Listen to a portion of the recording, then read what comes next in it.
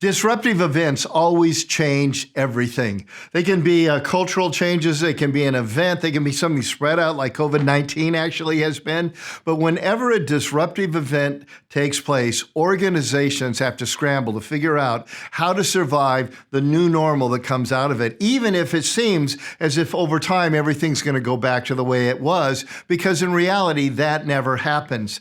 What happens in a disruptive event is the things that used to work in the past no longer work so well, or sometimes no longer work at all. And at the same time, new paradigms and new methods emerge that slowly cannibalize the past. And you turn around sooner or later and you look back and everything has been taken over by the new. Now, the disruptive event is one thing, but there's this intersection called disruption where both of those things are taking place at the same time. And that's a world we find ourselves in today as leaders. And I want to talk a little bit about mastering the world of both and the leadership that comes with a both and world. To lead well during these kind of disruptive intersections, what we need are two things that are very rare. The first one that is very rare is a mindset that is both and. Because the truth of the matter is almost all of us have a strong bent towards the either or world. When we make decisions, we often see it as either or. When we look at many things and options that are out there, we tend to go either or. It's a rare mindset that can get its hands around both and being true at the same time. Well, that's a mindset. The very rare skill is the skill of creating the future while I also protect the past.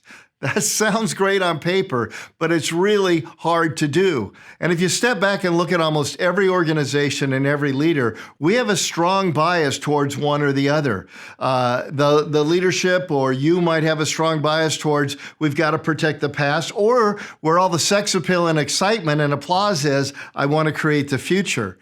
As I said, it is so hard to be both and protect that past while creating that future. Let me give you a couple of business examples where it wasn't done very well. There's a famous story of IBM, and it feared the future and wanted to protect the past because its cash cow was the sell and servicing of mainframe computers.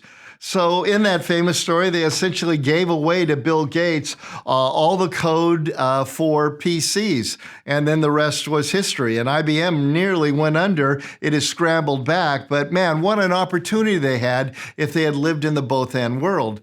More recently, there's an organization called JCPenney that has just entered into bankruptcy. And what it did is it so focused on the future that it forgot to protect the past.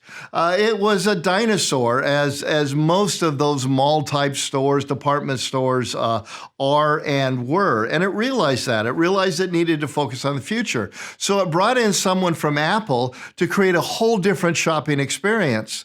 And they presumed that all of the people who used to love all the bogus sales that were going on and the inflated prices and the coupon, they assumed they were all going to love the new thing. And that didn't happen. And they didn't get enough of the new customer, and they lost tons of the old customer. They had to fire that guy as the CEO, and they tried to come back, but as you know from recent news, they were not able to and filed for bankruptcy. And both of those were led by very wise people. I mean, these are, you don't get into the leadership of those organizations just because you got lucky. You have a long history of very good leadership, enabling people, strategizing well, empowering people, all that goes with that. But they fell into the trap at the disruption intersection of protecting the past or creating the future. Well, we are at that same disruptive kind of time frame right now, if you stop and think about it.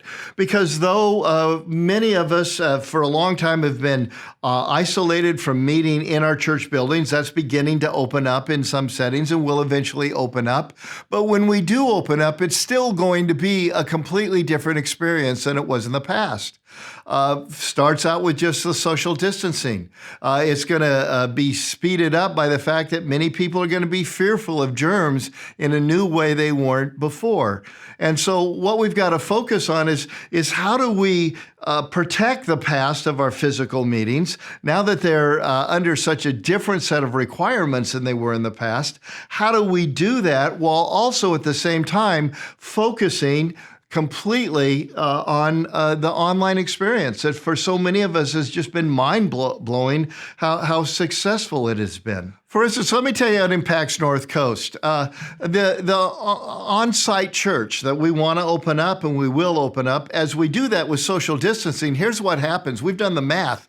We have to go from our 7 campuses and all the different time frames, about 50 different services that are available on a weekend, to well over 300 on a weekend, with the most liberal social distancing. I'm not doing the worst. I'm doing the best case scenario.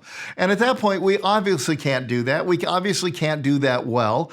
But if we don't start with some on-site meetings, guess what? We're never going to get back to where we were, and human nature is not going to change over time. People are still going to want to gather together. They're still want something special for their kids, something special for their youth. There's that excitement of that big event, and that's going to come back. But in the meantime, we're having to think, how do we do physical very, very well? Well, if we're not careful, as we're trying to do physical well and make all of those changes, all of our emotional energy, all of our budget, all of our focus is going to be there, and we're going to slip away from the renewed focus and all the changes we did online that made the online experience so much better than we thought it was going to be. Now, here's what you're going to need to be a both-and leader. You are going to need a respected champion over both areas.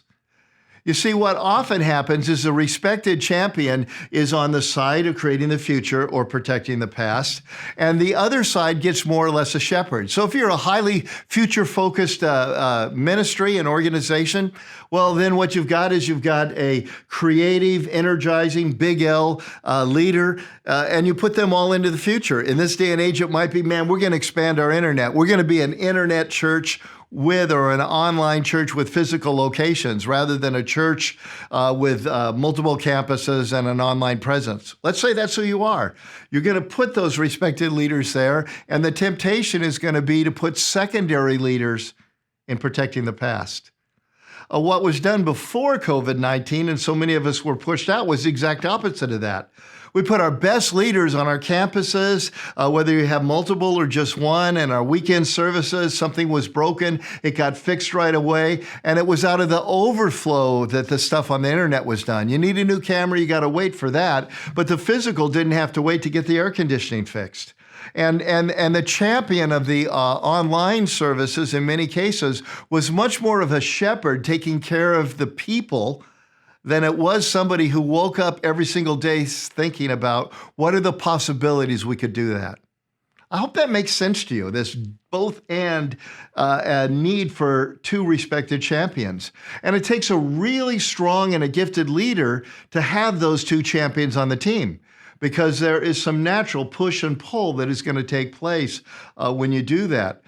So you need that respected champion, and you need that big L leader in both areas. And so here's my question for you.